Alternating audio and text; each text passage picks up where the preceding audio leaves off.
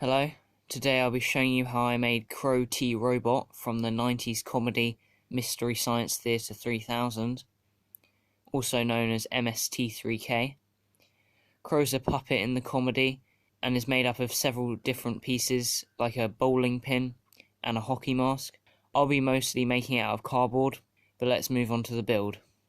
I first started off by scaling the toy bowling pin that I would be using, which is a lot smaller than an actual bowling pin, and scaling that to a picture of Crow. I've got some reference material I got off the internet. This is a pole that I would use for Crow's neck, and then some more cardboard tubing, some copper wire for the hockey mask, some elastic, some thick elastic, and some cotton that has been layered up in 4 layers. Once I had all my pieces, I then moved on to drawing the lines for Crow's mouthpiece on the bowling pin. And then I just used a rotary tool with a cutting bit to cut along the line, making sure to clean off the edges afterwards so it all fits together nicely. After that, I glued on some of the thick elastic to make a hinge on the jaw, and I threaded in some string from the roof of the mouth to the bottom. And then I attached the cotton. Once pulled, the mouth opens, and then when you let go, it closes. Next, I moved on to making Crow's neck. This was quite hard because I still needed to be able to thread through the eye mechanism that I'll be making later on. I had to make sure that the aluminium pole could still move around nicely inside Crow's throat. There was a lot of filing to make sure the cardboard is nice and smooth. I also made a hole in the neck so that the cotton could be threaded through down to the bottom of Crow. Then I moved on to making the shoulders of Crow. These are just made up of some more cardboard tubing and corrugated cardboard around. I had to make sure to use toothpicks to strengthen the joints that would go between the arms and Crow's shoulders.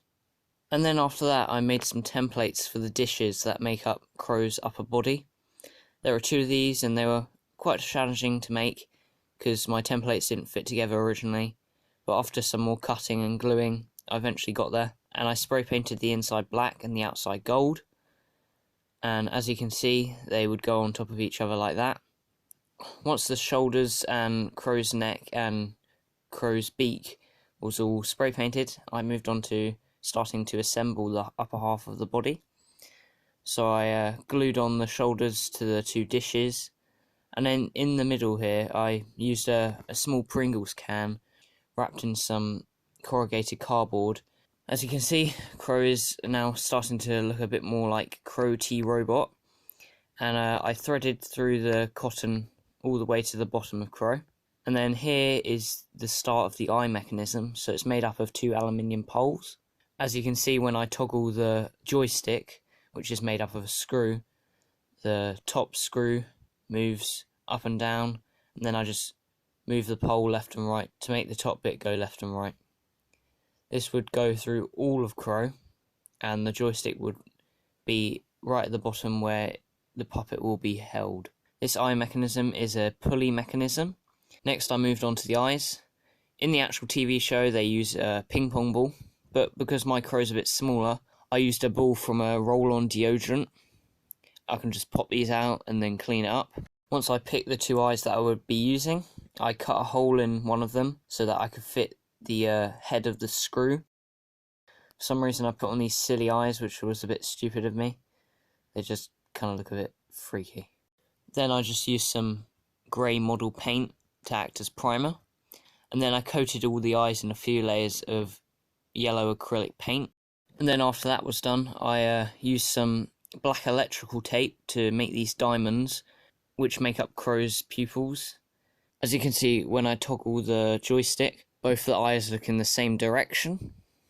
Once the eyes were done, I would move on to the casing around Crow's eyes, which in the show it is a soap dish. This took me a while because I could never get the right shape. I think it's good enough now. I have to permanently attach it on and I can't get the eyes out afterwards, so I took some time to glue this on, being careful to not permanently glue the eyes.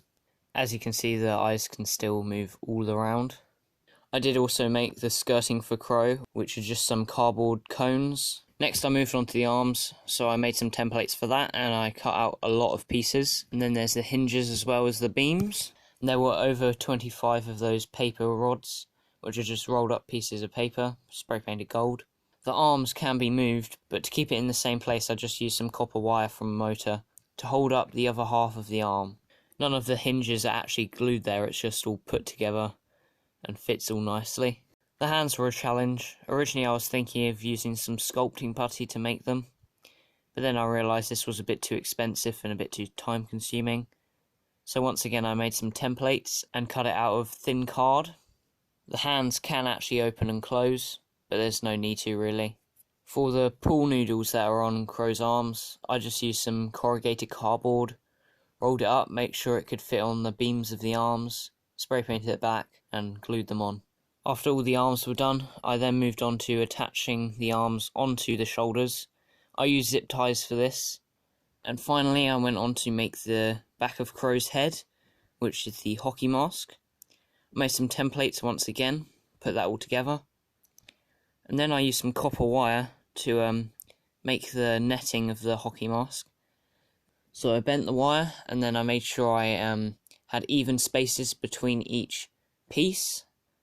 I then just hot glued that into the corrugated cardboard, and this makes up the rest of the hockey mask. This also gives a dome shape and it works quite well. The last thing to do was to glue it onto the back of Crow's head. I made sure to be very careful with this because this bit was permanent. I think I'm happy with the end result of my Crow. His eyes move everywhere it should, which is really good, up, down and left and right. The mouth is very responsive when you pull on the cotton. The movement is very smooth and it works quite well. The arms sit just as they should off the zip ties. I learnt a lot watching this YouTube video on someone else building Crow T robot. I'll put a link in the description for that video.